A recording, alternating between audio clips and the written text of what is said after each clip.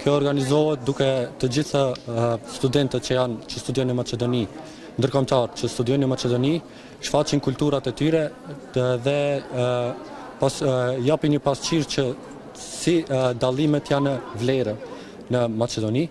Biz de UDEF olarak dünyanın 205'e yakın ülkeden Türkiye'ye gelen, okumak üzere gelen öğrencilere efendime söyleyeyim burs imkanları, ondan sonra eğitim imkanları, konaklama imkanları sağlayarak bu kardeşlerimizi bir kucağımızı açtık.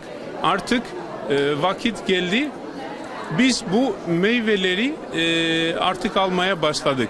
Bu yıl Makedonya'da ikincisi düzenleniyor. Geçen yılda Üsküp'te başlayan bu uluslararası öğrenci buluşması Makedonya'da eğitim gören ve farklı ülkelerden gelip Makedonya'daki üniversitelerde eğitimine devam eden işte Kosova, Arnavutluk, Sancak, Karadağ, Sırbistan, Preşova ve farklı ülkelerden burada farklı kültürlerin ki zaten Makedonya'ya bakıldığında birçok farklı kültürlerin yaşadığı bir devlet olması hasebiyle burada da eğitim gören öğrencilerin kendi kültürel birikimlerini, kendi farklı kültürlerini, zenginlikleri tanıtmak üzere farklı etnik kökenden gelen öğrencilerin bir araya gelmesi söz konusudur.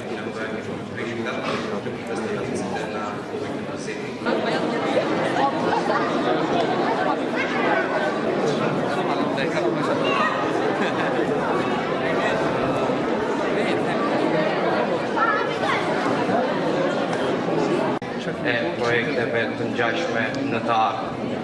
Bunların içinde olacağız. Yeter ki biz bir birlik olalım. Böyle güzel çalışmaların içerisinde oluyorlar. Vermeyin ellerine